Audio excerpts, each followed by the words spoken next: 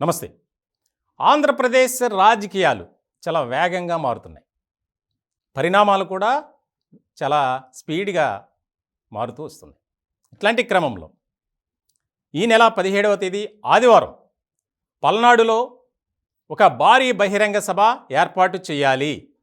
ఆ సభ ద్వారా ఆంధ్రప్రదేశ్ రాష్ట్ర ప్రజలకు 3 పార్టీలు కలిసి ఏం చేయబోతుంది అనేది ఒక కీలకమైనటువంటి ముఖ్యమైనటువంటి ప్రకటన చేయబోతున్నారు అనేది రాజకీయ వర్గాల్లో ఎక్కువగా వినిపిస్తుంది. ప్రధానంగా తెలుగుదేశం పార్టీ, భారతీయ జనతా పార్టీ, అలాగే జనసేన ఈ 3 పార్టీలకు సంబంధించి పొత్తు అంశం ఒక కొలిక్కొచ్చింది.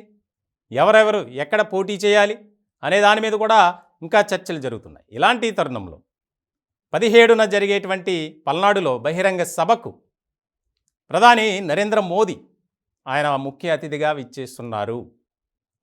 ఆంధ్ర రాష్ట్ర ప్రజలకు ఆ వేదిక ద్వారా ఒక కీలకమైనటువంటి అంశాన్ని చెప్పబోతున్నారు. ముఖ్యంగా హామీ వాగ్దానాన్ని ఇవ్వబోతున్నారు అనేది కూడా ఎక్కువగా వినిపిస్తుంది.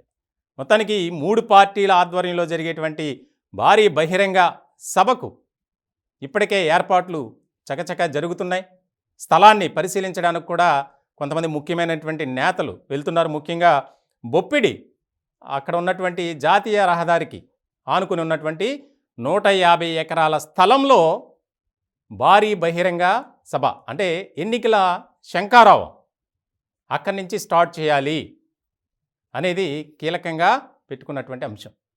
ఇలాంటి సందర్భంలో ముఖ్యంగా వైఎస్ఆర్సీపీ ఏదైతే ప్రజా వ్యతిరేక పాలన చేసిందో, ఎలాంటి నిర్ణయాలు తీసుకున్నారో, ఏ రకమైనటువంటి దాడులు కానీ లేకపోతే తెలుగుదేశం పార్టీ, బీజేపీ, జనసేన పార్టీకి సంబంధించినటువంటి నేతలపై విరుచుకుపడుతున్నారో వాటన్నిటికీ చెక్ పెట్టాలి.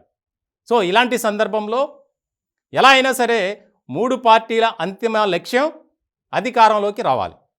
మెయిన్ కాన్సెప్ట్గా పెట్టుకున్నారు. ఒక బిగ్ టాస్క్ అని చెప్పాలి. సో ఇలాంటి సందర్భంలో ఈ మీటింగ్ చాలా కీలకంగా మారబోతుంది. ఎందుకనంటే భారతీయ జనతా పార్టీ, టీడీపీ, అలాగే జనసేన ఈ 3 పార్టీల పొత్తు అంటే టీడీపీ జనసేన పొత్తు వెళ్తుంది ఆల్రెడీ కన్ఫర్మ్ అయింది కాబట్టి అనుకున్నారు. అనూహ్యంగా ఈ జాబితాలోకి బీజేపీ కూడా వచ్చి చేరింది. సో ఇలాంటి సందర్భంలో ఎలా అయినా సరే, ఎందుకనంటే కేంద్రంలో భారతీయ జనతా పార్టీ అధికారంలో ఉంది. ఎన్డీఏ కూటమిలో తెలుగుదేశం పార్టీ కూడా చేరింది. ఆంధ్ర రాష్ట్ర ప్రజలకు 3 పార్టీలను ఆదరించి మీరు అధికారాన్ని ఇవ్వండి.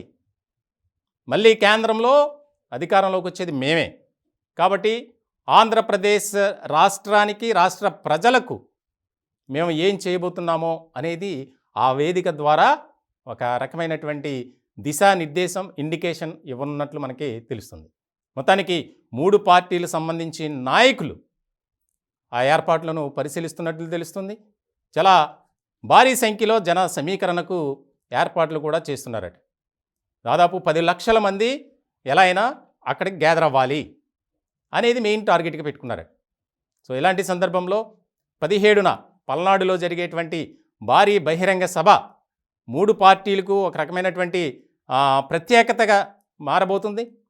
ముఖ్యంగా ఆంధ్రప్రదేశ్ రాష్ట్రానికి, రాష్ట్ర ప్రజలకు ఏ రకమైనటువంటి హామీలు ఇస్తారు, వాగ్దానం చేస్తారనేది ఇక్కడ కీలకంగా మారినటువంటి అంశం.